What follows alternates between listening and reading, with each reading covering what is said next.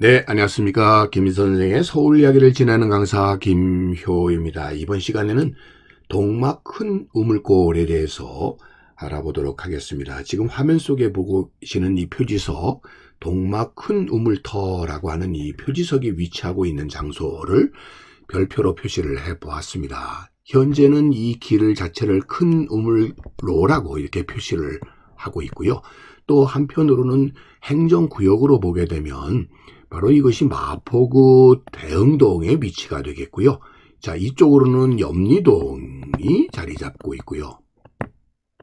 이쪽으로는 용강동이 위치하고 있는 동네에 결국 이 세 행정동이 갈리고 있는 위치에 바로 이 표지석이 세워져 있다는 것을 알 수가 있습니다. 자, 이 큰 우물골 혹은 한자로는 대정동이라고 하는 곳이 우리 서울 내에서도 여러 곳에 이러한 지명을 갖고 있는 곳이 있는데요. 현재 마포구 용강동에는 동막 사람 모두가 마실 만큼 수량이 풍부한 큰 우물이 있었다는 것이죠. 그래서 이런 마을 이름이 큰 우물골이 유래하게 되었다라고 이렇게 알려져 있습니다. 200여 년 전에 이 조성이 되었던 우물로 상수도 보급 전까지는 주민들의 식수원 역할을 해서 이 지역이 마을이 형성될 수 있도록 했고요. 1999년에 매몰이 되었고 현재는 이렇게 표지석만이 그 터를 알려주고 있다라고 보시면 되겠습니다. 자, 이 동네를 지도상에 이 경조 5부도에서는 옥막이라고 이렇게 표시하고 있는 것을 우리가 확인을 해볼 수가 있겠습니다. 바로 이 마포나루 근처에 있었던 이 옥막이 위치했었던 곳을 그 옥막이라고 표시했었던 것은 옹기를 만들던 장소 옹기점을 의미했다고 보시면 되겠는데요. 전국적으로 보게 되더라도 이 옹기점이 거의 500군데에 달했다는 걸 알 수가 있고요. 특별히 일제강점기에는 옹기가 더욱 인기를 거두면서 1000곳 이상 1365개나 이렇게 급증했었던 것을 확인해 볼 수가 있습니다. 그런 의미에서 오늘날 옥막, 옹기마을, 동막, 동마을, 옹기마을, 점촌, 점말, 옹기점, 점막, 동이점, 도국 등의 다양한 명칭의 지명으로 사용되고 있었던 것이 바로 이것이 옛 옹기점이다라고 보시면 되겠습니다.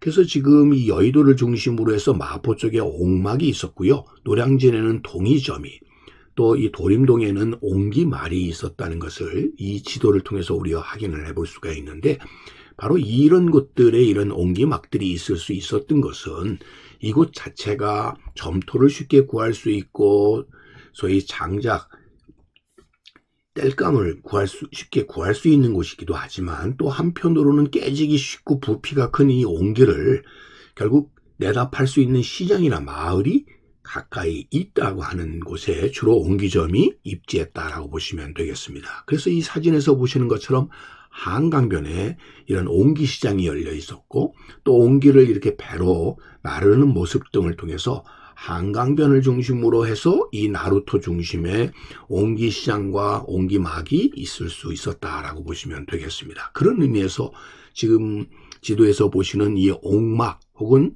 이라고 불렸던 마을도 이런 필요에 의해서 이 지역에 옹기를 만드는 마을이 형성이 되게 되었다라고 보시면 되겠고요. 이것이 오늘날 동막으로 이름이 바뀌고 오늘날의 행정구역인 대흥동이 됐던 지역이 바로 이 옥막이었다라고 보시면 되겠습니다.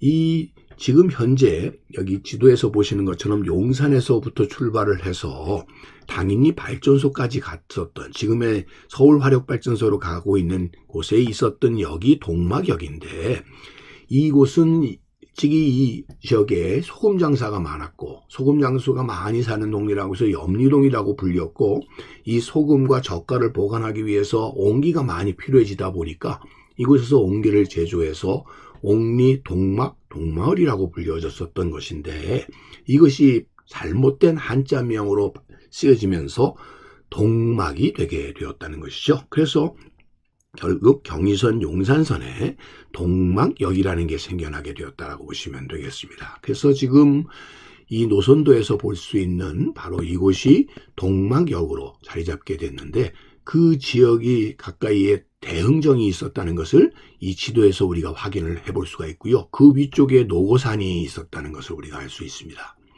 자, 이것을 좀 확대해 보게 되면 대흥정이 있고 노고산이 있는 남쪽 자락에 동막이 위치하고 여기 있었다는 것을 알 수가 있고요. 당시에 시각표를 보게 되면 바로 용산에서부터 출발을 해가지고 동막을 거쳐 서강, 세교리를 거쳐서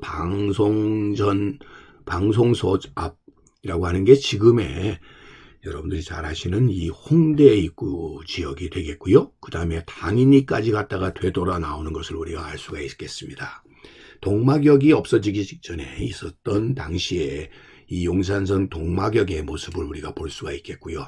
그러다 보니까 이 지역이 일찍이 원래 동막은 동마을이라고 불려졌었던 것인데 일본인에 의해서 이렇게 이름이 바뀌어지게 되었고 또 실제로 그곳이 이 동막 마을이 상리, 중리, 하리로 나뉘어지게 되면서 특별히 이 동막 하리 지역을 대흥정이라고 부르게 됐고 그것이 오늘날의 대흥동이 됐다라고 보시면 되겠습니다.